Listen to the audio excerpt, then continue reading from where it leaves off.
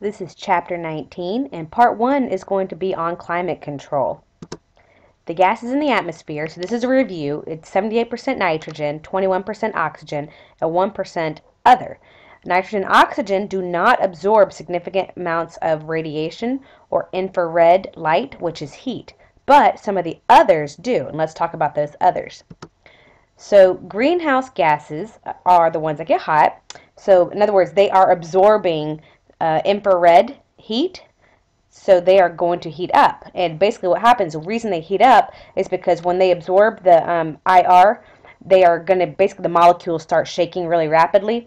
And now water, it's going to comprise, it's the most common greenhouse gas, and it absorbs more infrared radiation from the earth than any other compound. But luckily does not have a long persistence in the atmosphere. So in other words, it's going to dissipate fastest. But the other ones are carbon dioxide. Now ozone is actually a greenhouse gas in the lower troposphere. In the stratosphere, it is good. It's beneficial. Remember, it's our natural sunscreen. But in the lower troposphere, it's going to absorb infrared radiation, or IR heat. And it's also, remember, an air pollutant. It is toxic to us because it causes damage to plants and it affects your respiratory system. Now, methane is another one, and that also can be naturally occurring because you get methane is a byproduct from plant decomposition. It's a volatile organic compound. And then you have nitrous oxide, and then chlorofluorocarbons. Now, chlorofluorocarbons does not exist naturally. This only is occurring in the atmosphere because of synthesis by humans. So, you know, it does seem like the greenhouse effect, when you hear it, it kind of sounds bad at the beginning, but honestly, we have to have these gases in order to have life sustainable on Earth, because we need the heat that it does provide for us. Because basically the way the greenhouse works is that you have your greenhouse gases work. Your incoming solar radiation is mostly UV and visible light, and remember, some of it's going to be reflected because of the atmosphere, clouds, and the planet back into space. But the rest of the solar radiation that it's actually absorbed and not absorbed by the ozone will basically hit the Earth, heat up the Earth, it's absorbed by the Earth, and then it's going to bounce off of the Earth and reflect back into the atmosphere. And normally it would it's basically absorbed by the greenhouse gases in the atmosphere, and the rest of it is going to be emitted out into outer space. So we need those greenhouse gases here to trap some of that heat in for us. But as the greenhouse gases absorb infrared radiation, they will warm up and emit that radiation back, much of it going back to the Earth. And so the greater the concentration of greenhouse gases, the more infrared radiation that is absorbed and therefore emitted back down to the Earth. And now each of these actual gases has a different greenhouse warming potential. And basically that is, it plays into part the contribution of each of these gases. So they don't all have the same amount of heat absorption. So the different gases have different impacts on heat. And the way that they usually estimate that is like they look at a molecule of any compound that contributes to global warming over a period of 100 years relative to one molecule of carbon dioxide. So basically you're looking to see which one is going to persist longest in the atmosphere. Remember, I already said water, we have it in great abundance, but it does not persist for a long time in the atmosphere. It will condensate, it'll fall as condensation, precipitation. But anyway, so water vapor has a very low potential compared to carbon dioxide, and the rest usually have higher values. Either they absorb more infrared radiation, or because they are going to be around for a long time.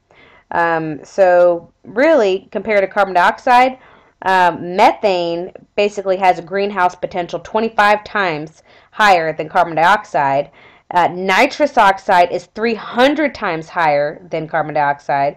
And chlorofluorocarbons, remember, man-made only, 13,000 times higher than carbon dioxide.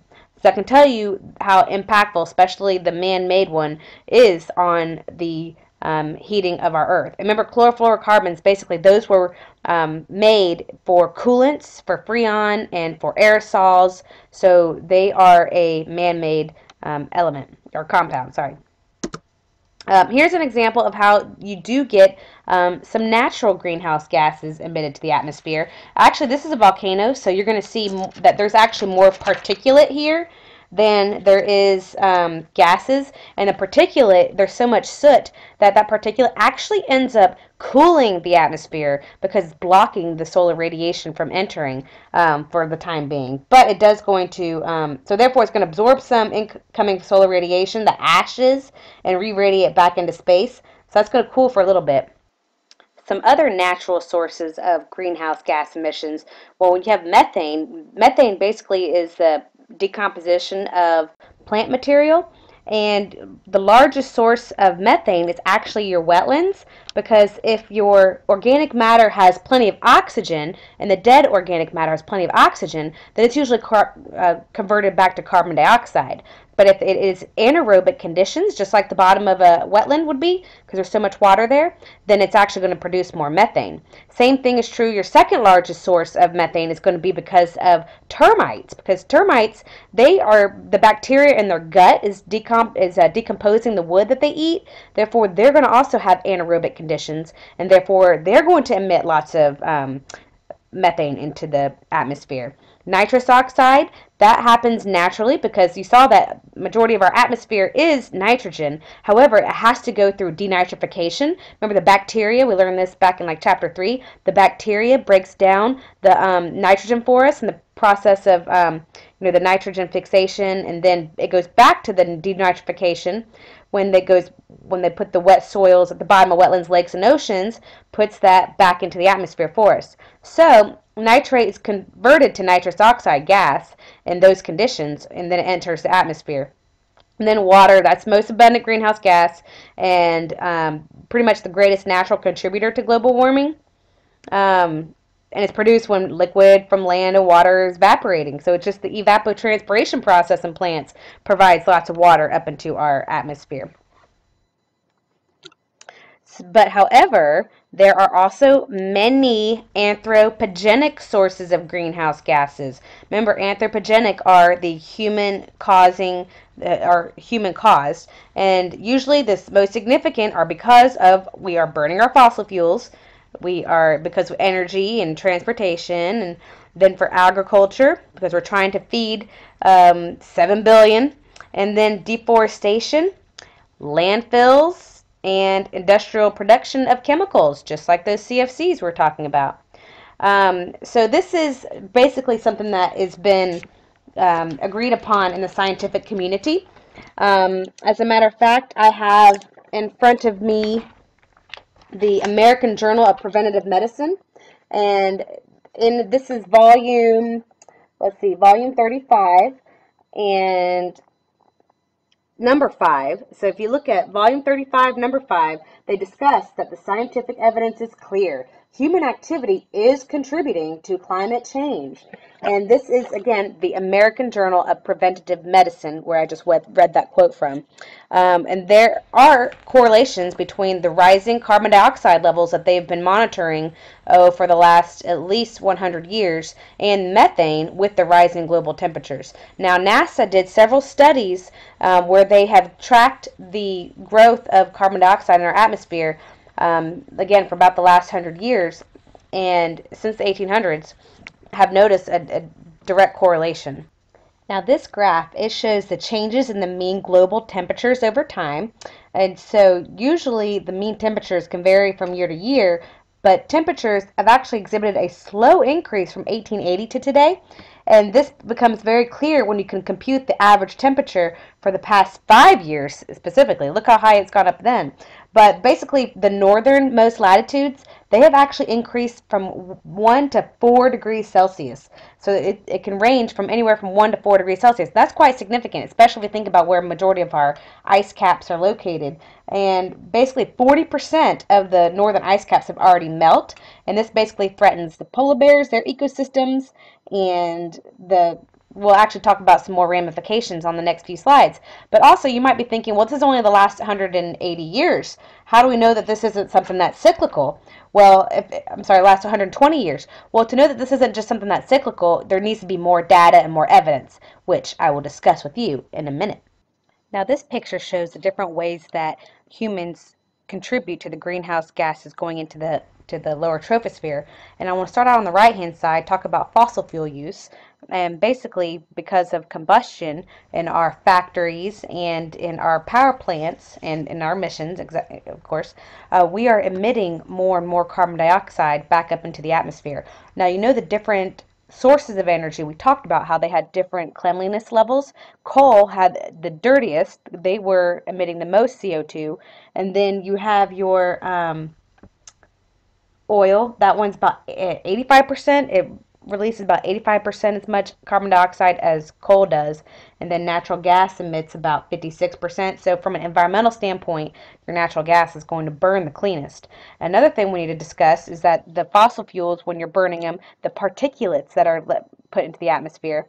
Now, I was telling you before how some of the volcanoes end up cooling the atmosphere because it blocks solar radiation. Well, some of that might be true, but the trend now is that these particulates are making it all the way up to the glaciers, and that changes the albedo. Remember that albedo is the reflective property of the glaciers, and so instead of now reflecting the solar radiation and infrared heat, it is going to start absorbing it. If it is the darker material, which are particulate and most of your matter is, it's going to start absorbing it, changing and lowering the albedo, the reflective property.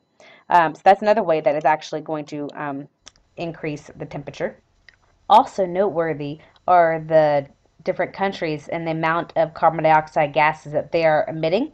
And number one, USA, we're number one, then China, then European Union, Indonesia, Russia, Japan, and India.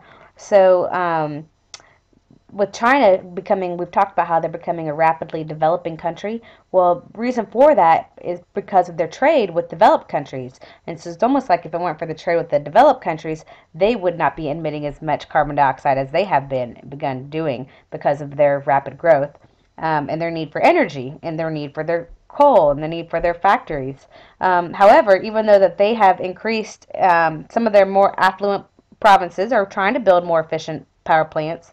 But the United States per person, remember that's per capita, the United States actually emits about 5 times more carbon dioxide than China does because China is just so hot, so populated and so heavily populated.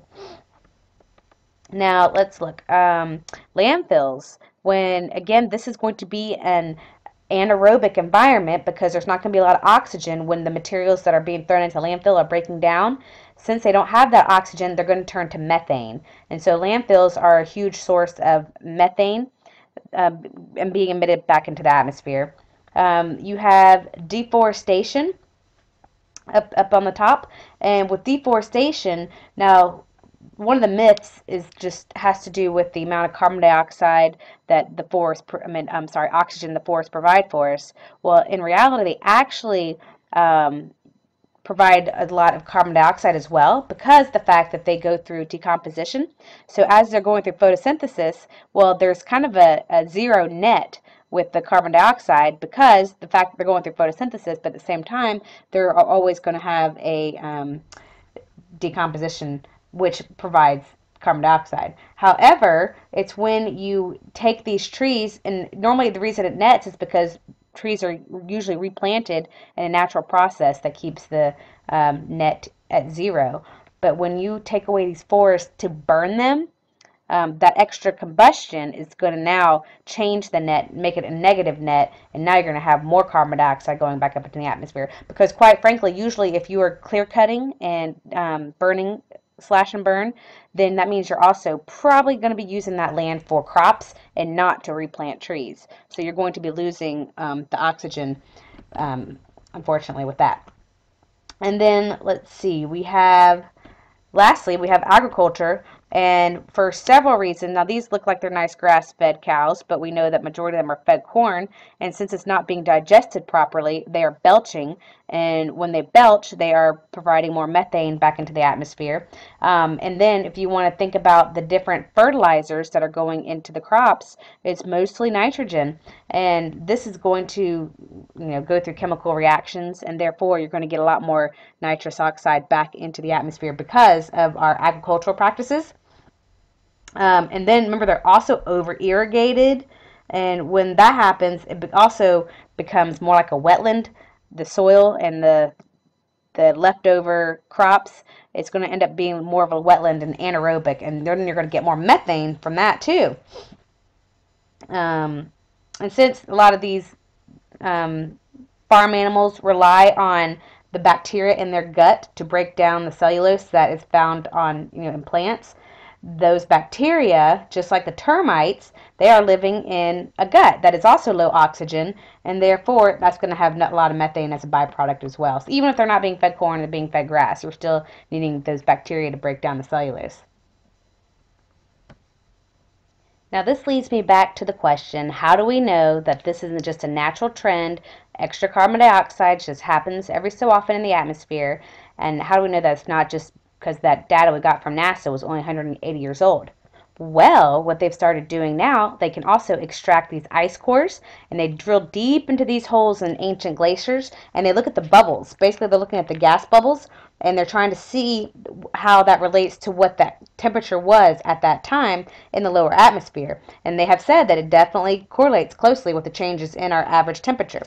So they also, though, other than just looking at those ice cores, they look at, let's see, radioisotopes that they find in rocks and fossils, and they look at plankton, and then radioisotopes in ocean sediments, tiny bubbles of ancient air found in ice cores from glaciers, like I just said, and temperatures taken at different depths, and boreholes drilled deep into the Earth's surface, pollen from the bottom of lakes and bogs, tree rings, historical records, insects, pollen, and minerals, and different layers of bat dung.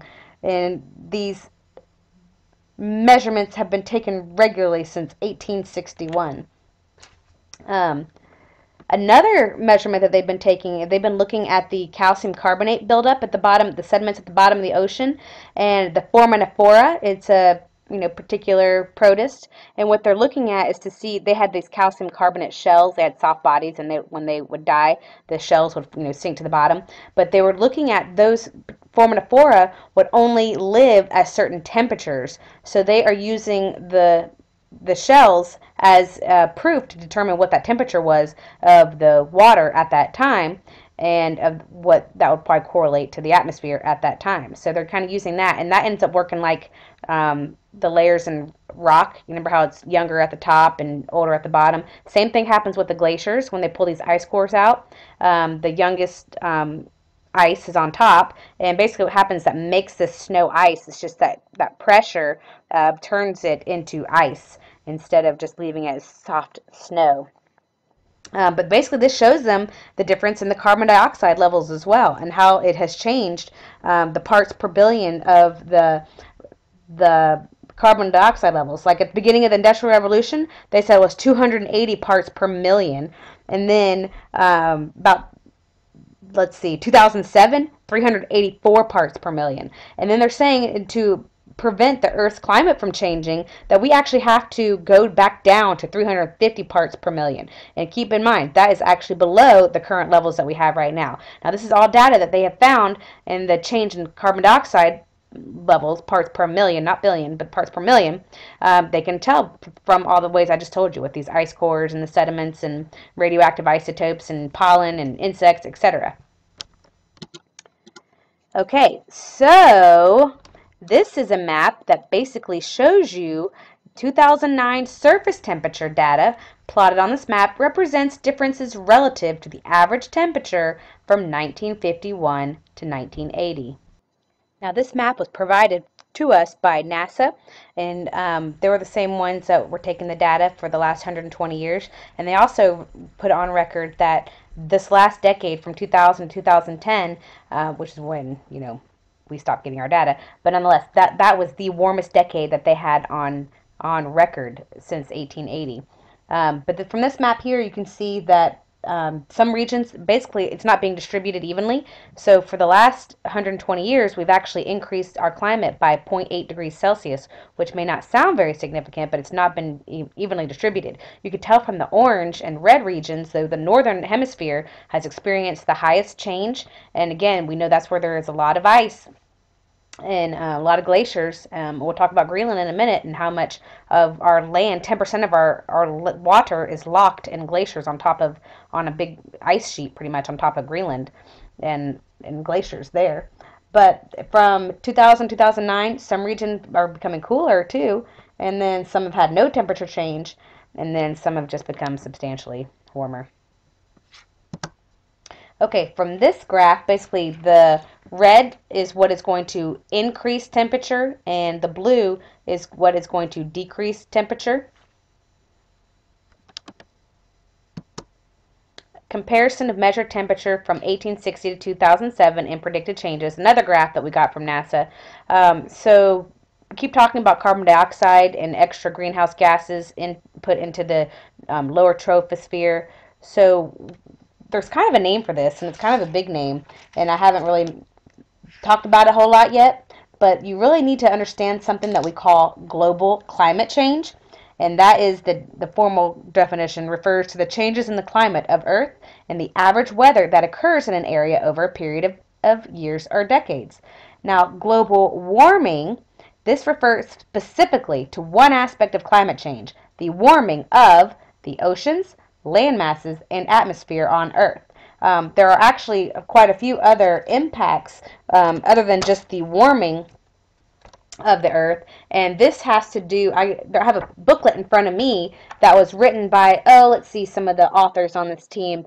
Let's see, Mr. Jack Kay is from NASA, Jay Larimore is from NOAA, James McCarthy is from Harvard University. So anyway, in this booklet that I have in front of me, they talk about human activities that are leading to aspects of climate change. So it's not just global temperature, but it's not only temperature, but it's also precipitation, the amount of heat held in the ocean, atmospheric moisture, and Arctic sea ice. Those are all things that we have to look at when we talk about the global change and global climate change.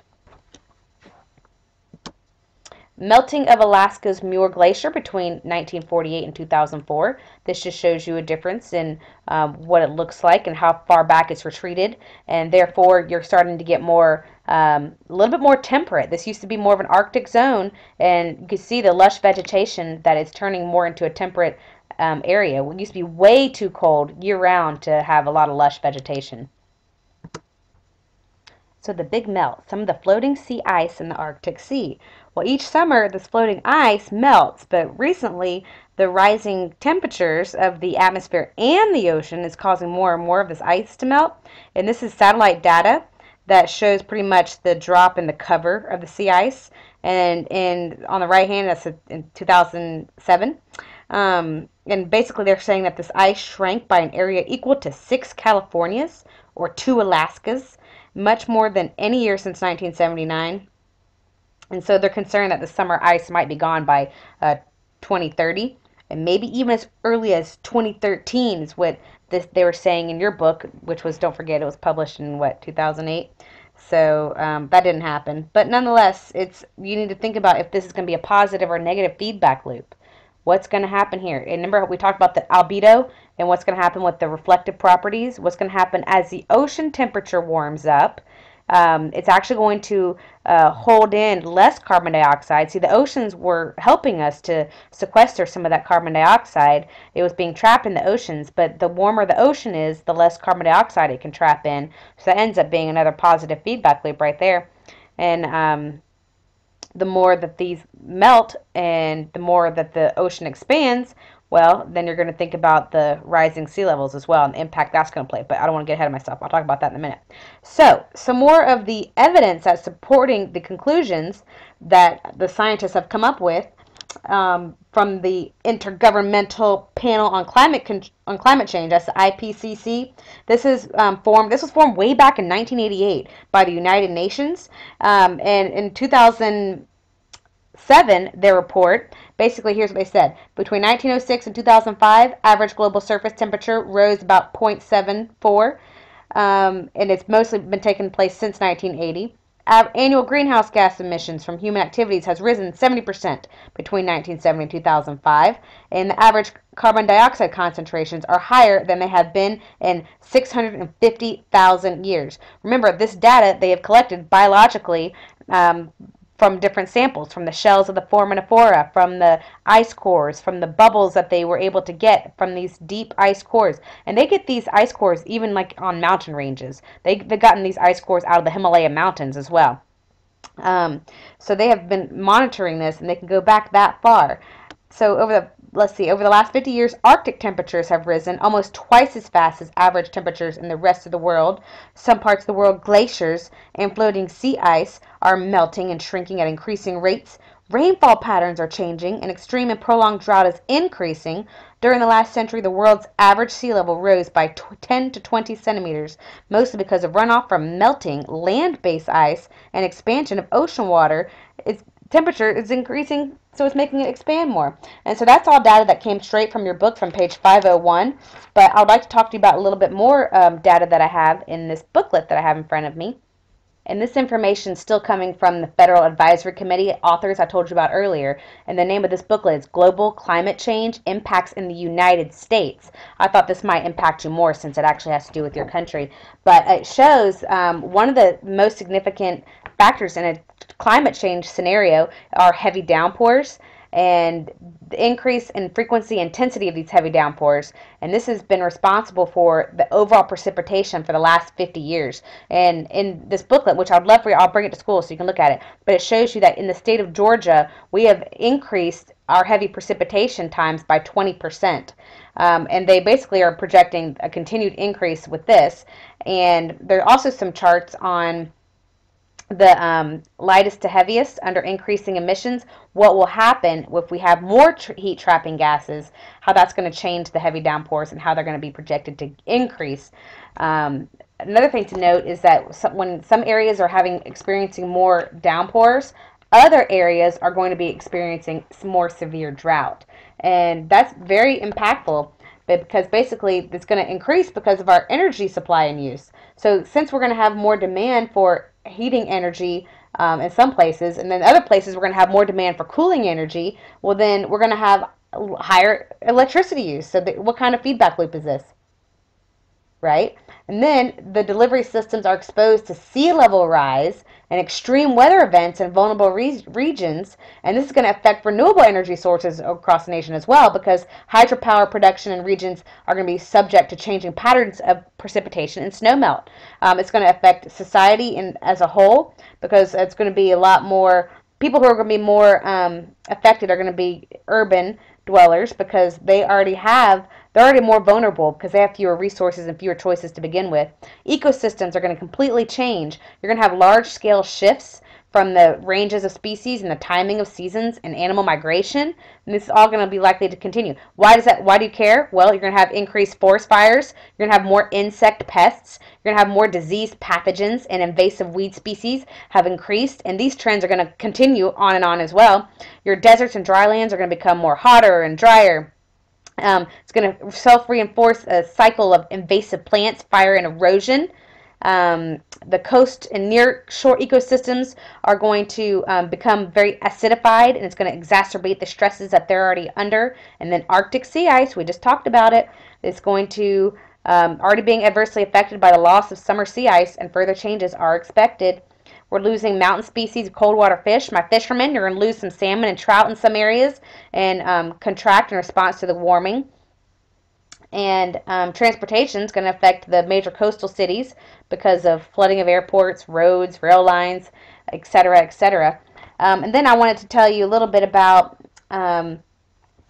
this other booklet that I have in front of me. And again, I will share this with you. So this is from the American Journal of Preventative Medicine again, and it basically talks about how a lot of your arboviruses and the vectors that carry the arboviruses, if we extend because they're known to be found more in your tropics and temperate areas, but if we extend the tropics and extend the temperate area, then mosquito activity, which is usually seasonal, and remember, they're vectors of arboviral diseases, they're going to be able to hatch and develop into these active adults in many more areas, because they can only do it if you have enough water and the temperature is warm enough.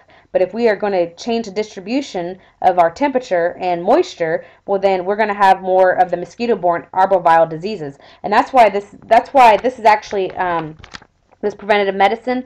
It's part of the American College of Preventative Medicine. So this climate change, it changes the vector-borne diseases. There's going to be a lot more heat events. People are going to be dying because of severe overheating.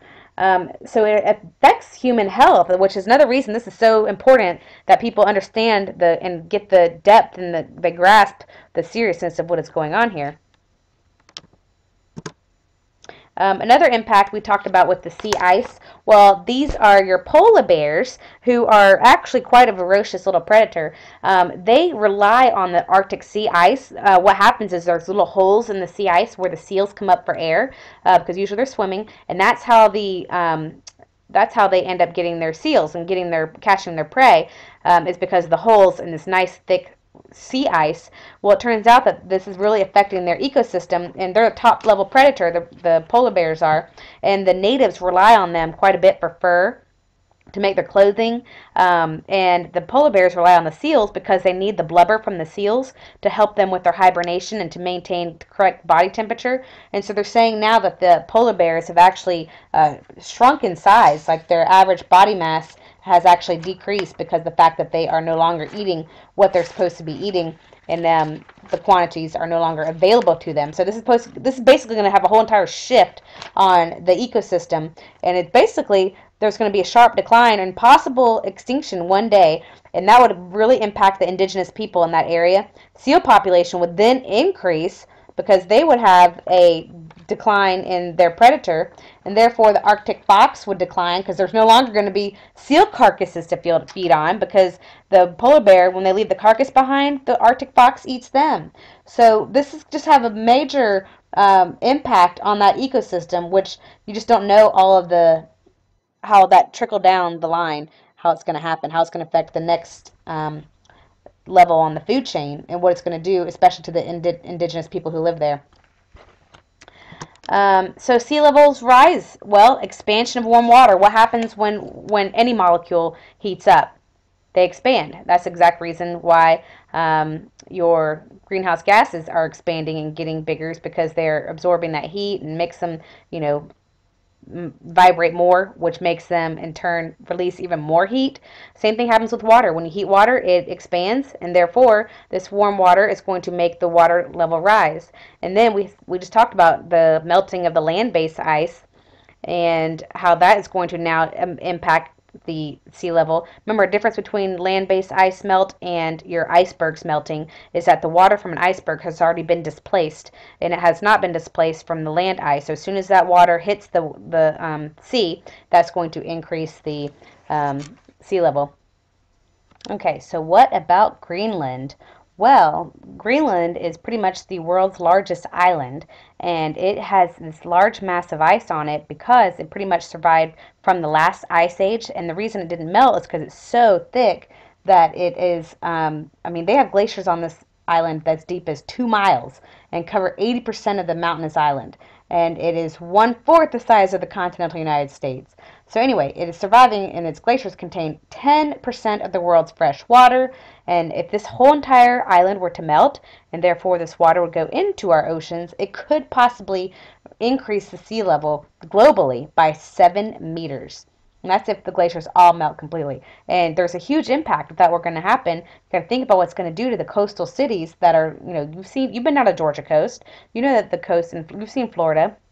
A lot of your coastal areas, especially on the East Coast, are relatively flat, and there's certain islands that would be completely underwater. So they say that the amount of melt, if you look here real quick, the amount of melt from 1982 to 2007 was equivalent to the 2 times all the ice on the Alps melting. So that's quite significant. And if this trend continues, then more of the Greenland's land-based ice is going to melt. And because the more slick it gets, the more lubricated it gets, the easier it is for these glaciers to slide and move around. We want to keep them contained so that they stay locked in ice. So melting ice in Greenland, largest islander said that 10% of the world's fresh water. Net loss of ice doubled from 1996 to 2007, and the effect on sea level if melting continues. Well, we can look at some of the effects on sea level. This is a low-lying island, the Maldives, in the Indian Ocean. But basically, here's Florida and areas of Florida, U.S. to flood. This is only if it's 1 meter rise. We said if Greenland completely melts, it could be a potential 7 meter rise. unfortunately, they're saying that some newer models, they're thinking between 2050 and 2100 that we will probably get 1 to 2 meters rise in sea level. And especially if we get a tipping point from the glaciers in Greenland and they continue just to melt and melt and melt. But why do we care? What does the impact on rising sea levels mean for us? Well, let's see. Degradation and destruction of at least 1/3 of the world's coastal estuaries. By the way, it's on page 509 of your book. The degradation of the coastal estuaries, wetlands, and coral reefs. We've talked about what a ginormous pool of biodiversity we have in our wetlands and our coastal estuaries, how they're a breeding ground and spawning ground for many animals. There are tons of biodiversity there. They help prevent storm surges from entering the mainland. Your coral reefs do the same thing. They help block some of the storm surges, but they're also where all three of those, estuaries, wetlands, and coral reefs, a lot of our primary productivity happens. We're getting a lot of NPP, a lot of photosynthesis, therefore a lot of oxygen production. Your coral reefs, lots of biodiversity. If the temperature, I'm sorry, if the pH changes and temperature changes, we've already talked about the impact on coral bleaching that's going to have. But anyway, I'm still talking about the sea level rise. We're going to have disruption of many of the world's coastal fisheries, flooding of low-lying barrier islands, and erosion and retreat of gently sloping coastlands. By the way, Georgia, we have quite a few barrier islands on our coast. Think St. Simons, Jackal, those who want me to skid away. All of those are barrier islands. Those would be covered. We'd have flooding of agricultural lowlands and deltas in coastal areas where the rice is grown, contamination of freshwater coastal aquifers with saltwater and brackish water, and decreased supplies of groundwater currently used for irrigation, drinking, and cooling power plants in such areas, submergence of low-lying islands for the Pacific Ocean, the Caribbean Sea, and the Indian Ocean, which are home to 1 of every 20 people in the world. So, quite an impact. That's why we should care about the sea level. So they're concerned if there is going to be a tipping point and irreversible climate change. So if we get to a point where we don't have a net production of oxygen and a net, consumption of carbon dioxide, perhaps going back down into fossil fuels, sequestering down into the ocean and down into the ground, and we don't have a net of that as compared to our use of in our putting back carbon dioxide, then we could have this irreversible climate change tipping point. Some worst case scenarios: ecosystems collapsing.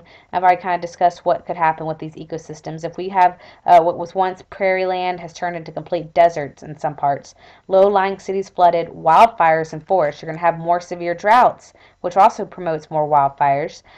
Grasslands are becoming dust bowls, more destructive storms, and places that already have little water are going to have less. So places that have more are going to get even more. So it's going to have more destructive storms, especially in we've always had this Gulf Stream that impacts the hurricane zone quite significantly. And we'll talk about the impact. Let's talk about Georgia. Other than the glaciers shrinking, rivers drying up, let's talk about Georgia, because again, I've got this pamphlet in front of me, this booklet, and this one is going to talk about, where are you?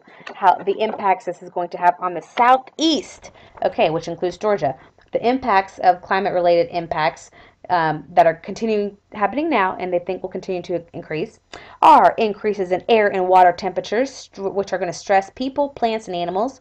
Decreased water availability is very likely to affect the economy and natural systems. Sea level rise and increases in hurricane intensity and storm surge cause serious impacts. They're saying that it's going to be hard to actually insure because of severe weather events, and reduced availability of insurance is going to affect coastal communities, because as these storm surges become more powerful, people just aren't going to be able to get storm insurance. It's going to be improbable for insurance companies to have enough money to clean up the mess. And then thresholds are likely to be crossed, causing major disruptions to ecosystems and the benefits they provide to people. So I need to show you this booklet, because that is directly how the southeast is going to be impacted. This booklet's cool. It shows how the coasts are going to be impacted, the northeast, Midwest, Great Plains, Northwest, Alaska, and the islands, etc. But it's really cool because I just read to you exactly what's going to happen in the southeast.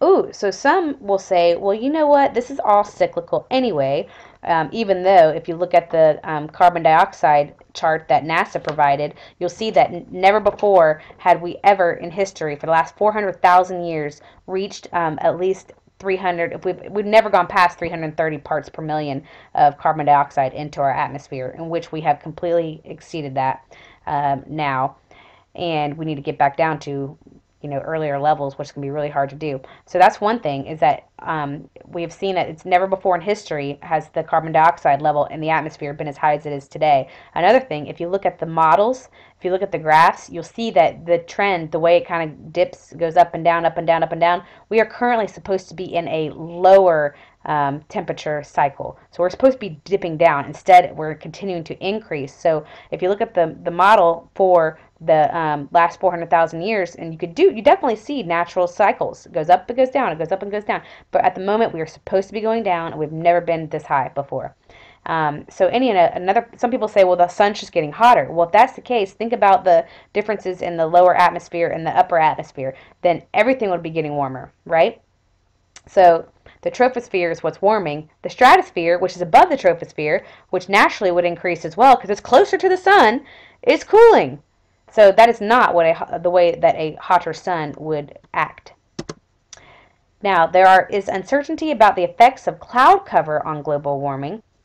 Well, warmer temperatures are going to create more clouds because you're going to have more evaporation of the surface water. And when that happens, you're going to have more of the precipitation entering the lower atmosphere. Now, that could have two different scenarios could happen. You could have thick, light-colored, low-altitude clouds would pretty much decrease the surface temperature because they would be reflecting solar radiation as it entered the atmosphere. However, if it's thin, cirrus clouds at higher altitude, it's going to increase surface temperatures. They're a little bit more, they're a little darker and discontinuous is the word I'm looking for. And basically that's going to warm the lower atmosphere. Another thing too that they're starting to look at, NASA scientists are looking into the actual condensation trails of jet planes, and apparently they're saying that those turn into the cirrus clouds, so therefore they might have a larger impact on global warming than we once thought. Unless, of course, we start using hydrogen fuel for planes, then this could be problematic. So extreme weather will increase in some areas. Heat waves and droughts are going to occur in some areas. Prolonged rains and flooding in other areas. Are storms going to get worse? They say more studies are needed to confirm, but we have had a surge of major storms. Look at Hurricanes Katrina and Rita that you've seen over in 2005. Katrina devastated New Orleans. Major threat to biodiversity. The most susceptible ecosystems are coral reefs. Coral reefs really can't withstand a 2 degrees Celsius change in temperature before they start going through the bleaching process. And remember, they're a symbiotic relationship between the polyp and the algae that live there. And when you change the ocean pH or the temperature, then you're going to bleach, you're going to kill off some of the algae, and you're going to lose a lot of fisheries and a lot of biodiversity. And remember, coral also helps protect from some of these storm surges. They help break the waves, if you will. Polar seas, because you're going to have majority of the seas in the Arctic are the ones that are warming up more significantly, and it's going to affect the habitat and the inhabitants of those areas. Coastal wetlands, same thing. You're going to have a lot of your saltwater intrusion. It's going to affect and impact the storm protection, and it's going to impact the biodiversity in wetlands and the animals that go there to spawn. High elevation mountaintops. Very important are your mountaintop glaciers because they store your fresh water, and when the spring melt occurs, by the way, that's responsible for the nice flow we get to help with hydroelectric power. If we reduce the amount of flow coming in the springtime, then you're going to impact the amount of renewable energy that you can achieve using these glaciers. Another problem is that you're also going to dry up the rivers if we no longer have the high elevation mountaintop melting of those glaciers. And some major rivers actually feed off of these type of glaciers. And the Ganges River in Bangladesh, you saw we did the case study on that. The Yangtze and Yellow Rivers in China, also same thing. They are fed from a glacier melt. About 2/3 of China's glaciers would be gone by 2060 if we are the predictions that they have are true. From about 2060, they'd be almost all gone. And then your alpine and Arctic tundra. Luckily, sea ice, that's a little different than this, though. Your alpine and Arctic tundra, your permafrost, if that melts, it's problematic because we have a lot of methane stored in the plants in the soil in the Arctic tundra. So when that melts off, then, and any of this land ice that melts, it's going to impact the sea levels. If it is sea ice, like I told you with the polar bears, how they rely on that sea ice, that has already displaced in the water as well, like an iceberg. So by that melting, it's not going to affect the sea level at all. Changes in average temperatures relative to chlor bleaching threshold. Remember, coral is very sensitive with the change in at least 2 degrees Celsius in temperature change. They could potentially die off, and they are a breeding ground. I've already told you the impact, how important coral reefs are, even tourism. So think about, even if it's, you're not really caring about biodiversity so much, but this actually will impact the wallets of many coastal communities that rely on coral reefs and diving and fishery to make money. Climate change will shift areas where crops can be grown.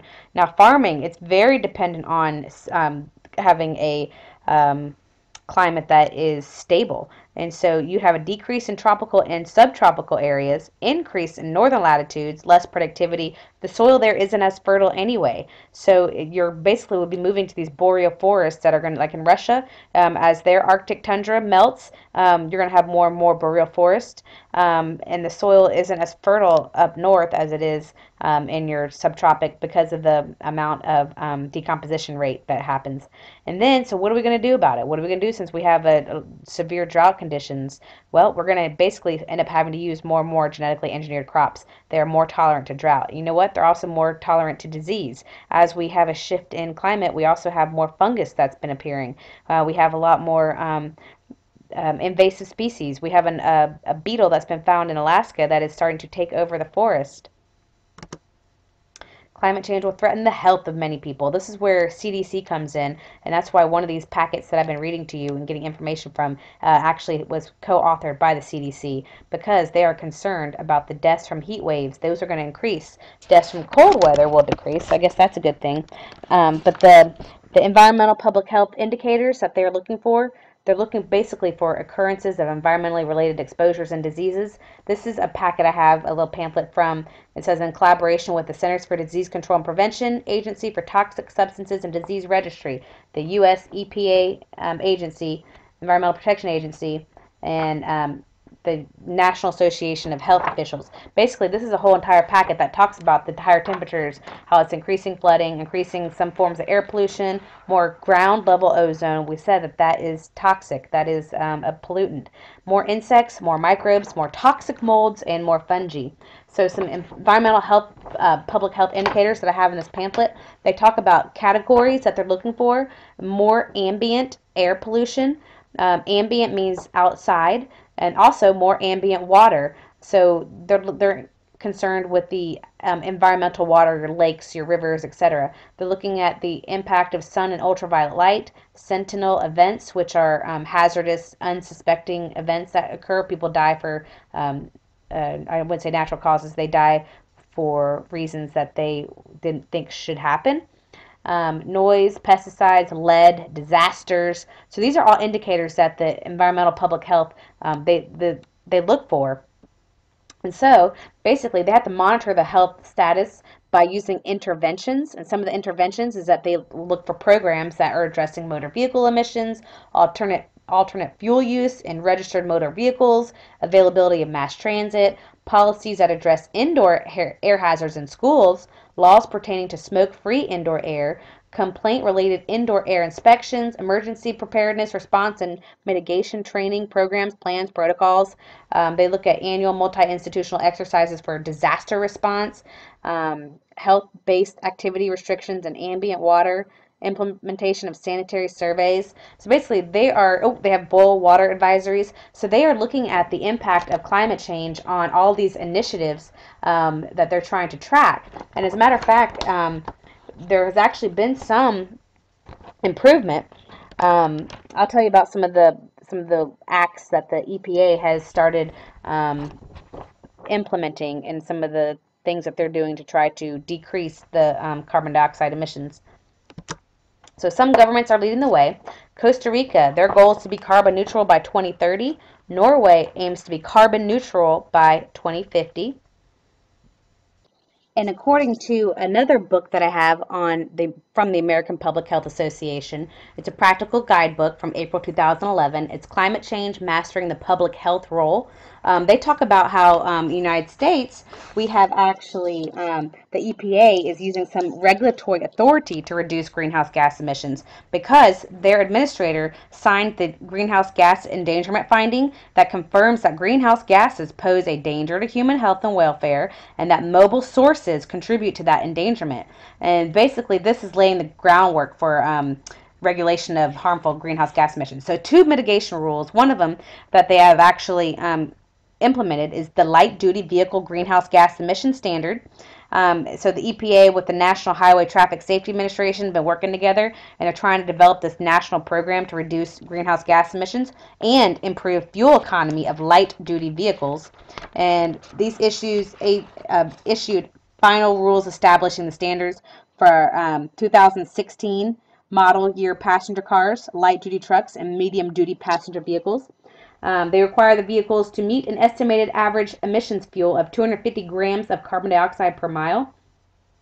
And hopefully that will help to help cut greenhouse gas emissions by 960 million metric tons and save 1.8 billion barrels of oil over the lifetime of a vehicle sold under the program.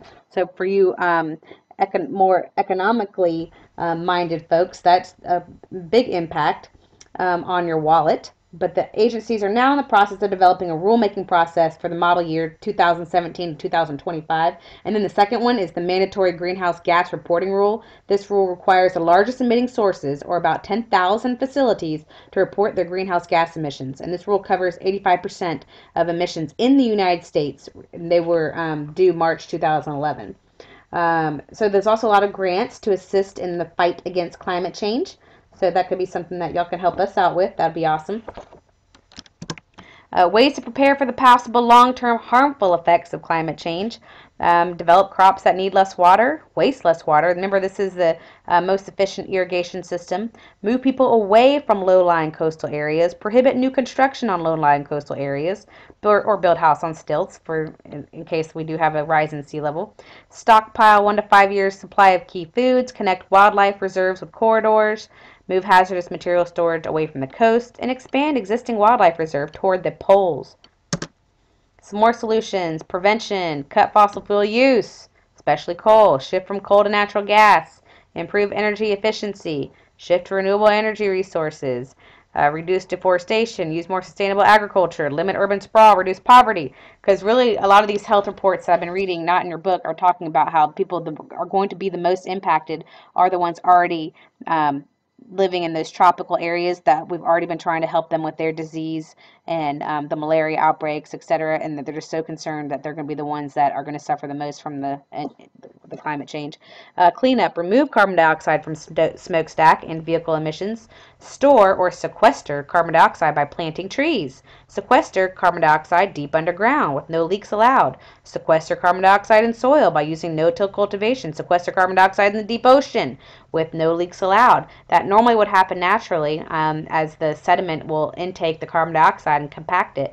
But as the ocean waters are increasing temperature, they are not consuming as much carbon dioxide. Repair leaky natural gas pipelines and facilities. Use animal feeds that reduce methane emissions from cows belching. So in other words, don't use corn. This is some ideas that they have on how to sequester the carbon dioxide, and basically it's to get it underground. So if they can somehow deliver it to this oil rig and then pump it to the deep ocean bottom or to rock layers, another way over here, using the scrubber, carbon dioxide scrubbers, if you can somehow pump it down into saltwater filled aquifer, you don't want to mess up your freshwater aquifers. But therefore, if they're being pumped down into the saltwater, then it should be fine. Governments can enter into international climate negotiations. This one we talked about at the beginning of the school year was called the Kyoto Protocol. So the Kyoto Protocol, was a 1997 international treaty to reduce global emissions of greenhouse gases, and they were trying to do this back to 1990 levels by 2012. And they were going to do some trading of greenhouse gas emissions among countries. However, it was not signed by the U.S. And basically, in order to kind of agree to this, by the way, the United States is the only developed country that has not ratified this yet, but they were going to basically have different, amounts of reduction depending on the country. And the thought process on this is that, well, a lot of these developing countries should reduce theirs more because they're the ones that have increased the increased the amount of carbon dioxide thus far. The developing countries hadn't done as much damage yet. So basically, like a 0% reduction had for Russia because they haven't really contributed much greenhouse gases. And then your developing nations like China and India did not have any limits because of they were already unfairly exposed to the consequences of global warming that were basically coming from the developed nations. So anyway, the poorest nations, again, are going to be the ones that have contributed less of the historic carbon emissions, but are going to be affected probably the most by global warming. So basically, they're trying to have the countries that emit the most carbon dioxide pay for most of the cost, and most of the cost of reducing carbon dioxide. So basically, they were basically just trying to follow the precautionary principle. Remember, that states that in scientific uncertainty, we should behave cautiously. Now, with climate change, this is meaning that since there's sufficient evidence to suggest human activities are altering the global climate, we should definitely take measures to stabilize it by either reducing emissions or figuring out ways to sequester it from the atmosphere down into the ocean and whatnot. So basically, we had the Senate in, let's see, was that 1997 it was finalized, and that is when the Senate voted unanimously to not sign this agreement because it didn't have restrictions on the developing countries, or that would say it was not going to harm the economy of the United States. So Vice President Al Gore was supposed to still sign the protocol on behalf of the United States, but President Clinton didn't actually send the agreement to the Senate to ratify it because he knew it was not going to happen, pretty much. So it was never legally binding in the United States. 2001, it was modified, the Kyoto Protocol, to get more developed nations to ratify it and convinced more developed nations, and that's why now we are the only developed nation that has not, because at the time we had President Bush from 2001-2009 in office argue that there wasn't enough solid evidence. He felt that if we control the carbon dioxide, he thought it would be an unfair advantage to businesses, and especially the businesses who are competing with China and India, the two developing countries that weren't significant greenhouse gas emitters prior to 1990, but they are now. They have no reduction requirements. So anyway, the U.S. government has taken some more steps to regulate carbon dioxide emissions, though. So even though they didn't sign it because of they thought it would hurt the economy, didn't require reductions in China, India, Brazil, or Indonesia, majority of Americans do feel we needed to sign. And so instead of signing it, though, they have actually put into many laws in place to help reduce our carbon dioxide emissions anyway.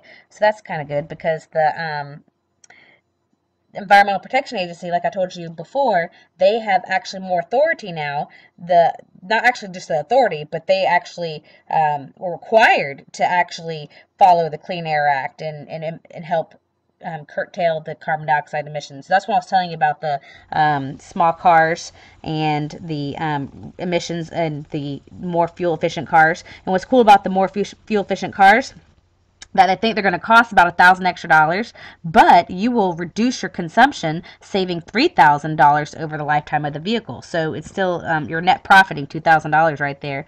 And then so as 2010 came around, 190 countries did ratify the Kyoto Protocol, and we were the only, like I said, only developed one that hasn't. But we have still, we haven't gone down the full 7% that we promised.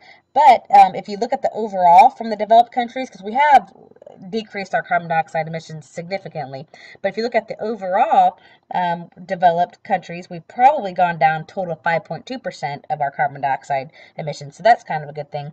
And then, so since a lot of the mayors thought that, a lot of local governments think that we should have ratified it, so a lot of local governments had made it their mantra to decrease the local emissions back down to by 7%. And so there was a meeting of the mayors in 2009. More than 1,000 out of 1,139 city mayors signed a U.S. Congress of Mayors Climate Protection Agreement. And they did this because they were concerned over their communities because of the increasing droughts, the reduced supply of fresh water because of melting glaciers, and then rising sea levels in coastal cities. So basically, they were concerned. They felt like they needed to do something and for their constituents. And so it's actually been really impactful, and a lot of mayors have joined this. And the goal of this act is to bring the local governments into the Kyoto Protocol compliance by 2020. Different states emit different emissions, so it's going to be harder for some than others. So it's really impressive that California, being such a large emitter, is willing to try to do it by 2020. And for them, that's a 25% reduction in greenhouse gases. So not just 7% for them; it's actually going to be a lot more. Also, for our money people, our economists, it's actually going to help them gain 100,000 entrepreneurial, like clean green jobs. So let's talk about, some warming effects, some side effects of warming. So the far left is going to be your more conservative warming issues. What's going to happen with 440 parts per million if we increase to 450 parts per million? You know where you're hoping not, but if you do, the prediction is 2 degrees Celsius change, forest fires, prolonged droughts, desert spread, major heat waves. Fewer winter, you can read this. I won't go on and on about it. But sea level is going to rise. Even Bangladesh would be covered. More people exposed to malaria. I told you the tropics are going to expand. High risk of extinction for Arctic species such as the polar bear. Now, 3 and 4 degrees, those are a little bit higher on the prediction scale, but it could happen. You're still going to get the same as you have in the far left column, but you're going to have more intensified effects. This is when you're going to start having your coral reefs not just being bleached, but now severely threatened. Irrigation and hydropower decline. You're not getting those glacial melts. Over here, you're going to have a lot more tropical diseases spread. And over here, you're looking at environmental water wars, environmental refugees, terrorism. Over here, water wars, environmental refugees, terrorism, and economic collapse. So this is very concerning because we already have water wars right now. And as the droughts increase, there'll be even more. A lot of the ecosystems are going to begin collapsing. Some concern, there's one example, there's this particular bird up in the Netherlands called the pied flycatcher. They eat this particular caterpillar that now is becoming abundant 2 weeks earlier. Therefore, it's problematic because when the eggs hatch for the flycatcher, that hasn't changed, and so now the more birds are hatching after the caterpillar population's begun to decline. That's just one example. That's just one other consequence to living organisms that we don't think about. There's been a lot of adjusting to tourism, though. So a lot of the Alps, where global warming has affected the ski resorts. They're receiving less snow in the winter, so now they're making it a little bit more to cater the facilities to different tourists, and so really cool mountain biking. And so now they're using their ski lifts to actually lift up the bikes, and then that way they can ride down the mountains on their mountain bikes. So that's kind of funny. But anyways, here's some more positive proof of global warming. This concludes. Sorry this was such a long one, y'all. You're going to have to finish some of this at home, but this was such an important topic. I felt like I needed to cover it in detail. Positive proof of global warming. That's terrible.